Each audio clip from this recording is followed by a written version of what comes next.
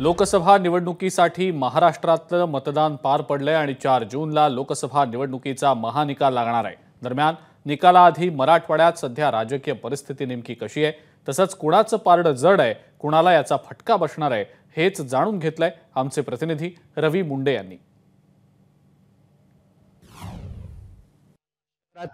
नामांकित पत्रकार आणि अनुभवी पत्रकार आपल्या बरोबर मंडळी आहेत। सुरेश केसापूरकर आहेत, अविनाश कवळे आहेत, अहमद नूर देखील आपल्या बरोबर आहेत। त्यांच्याकडून जाणून घेऊया की ह्या वाढलेल्या टक्केवारीचा नेमका फायदा कुणाला होऊ शकतो। खरं तर आपण बघितलं की मागे 2019ला 64% मतदान झालं। या वेळेला जवळपास 4.7% मतदान अतिरिक्त आहे। तर हे वाढलेला टक्का नेमका कोणाचा, हा प्रश्न नेहमी केला जातो। असं आहे की वाढलेल्या टक्क्यामध्ये सगळेच हिस्सेदार असं माझं एक मत आहे। त्याचं कारण असं आहे की निवडणूक ही केवळ भावनेवर लढल्या जात नाही, तर निवडणूक लढण्याचं एक तंत्र आणि एक मंत्र आहे।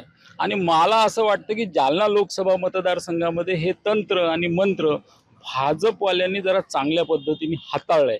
ह्या तंत्रमंत्राचा काही फायदा झालाय ह्या निवडणुकीमध्ये आणि ही टक्केवारी वाढीचा फायदा त्यांनाच होईल असं? तंत्रमंत्र हे मात्र ते बरोबर आहे, पण ते लोकसभेला तेवढं लागू होत नाही। ते विधानसभेला किंवा नगरपालिका किंवा जिल्हा परिषदला लागू होतात, कारण ते जात फॅक्टर असतो, नातेगोते असतात। लोकसभेला मात्र तसं नसतं। लोकसभेला जो वाढलेला टक्केवारी आहे, निश्चितच हा सत्ताधाऱ्यांच्या विरोधात दिलेला कौल आहे। आणि या व्यतिरिक्त इथं जे सामाजिक आंदोलन उभे राहिले त्यामध्ये साधारणतः पैठण, या इथं सर्वात जास्त पैठण, फुलंब्री आणि सिल्लोड ह्या जे छत्रपती संभाजीनगर जिल्ह्यामधले 3 विधानसभा मतदारसंघ आहेत, तर या 3 विधानसभा मतदारसंघात साधारणतः 7 लाख मतदान झालं। छत्रपती संभाजीनगरपेक्षा 1.5 लाखांनी इथं कमी झालेलं मतदान। अँटी इन्कम्बन्सी फॅक्टर आहे वाढीव टक्केवारीसाठी कुठेतरी कारणीभूत आहे ना। अँटी इन्कम्बन्सी फॅक्टर आहे, एक आहे ते मराठा आणि मुस्लिम हे स्वतःहून ते बाहेर पडले।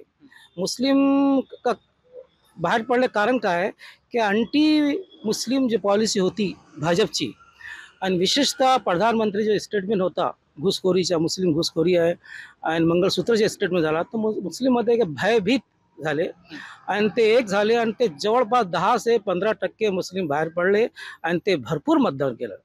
ते मनोज जरांगेने सांगितले की ते पाळा म्हणजे काय, सरकारला पाळा। त्यामुळे ते दोनों काँग्रेसच्या फेवरमध्ये गेले आणि भाजपचा विरोध केला। मात्र 4 तारखेलाच हा वाढीव टक्का कोणाच्या पारड्यात पडेल आणि कोण विजयी होईल याचं उत्तर मिळणार आहे। रवी मुंडे, एबीपी माझा, जालना। एबीपी माझा, उघडा डोळे बघा नीट।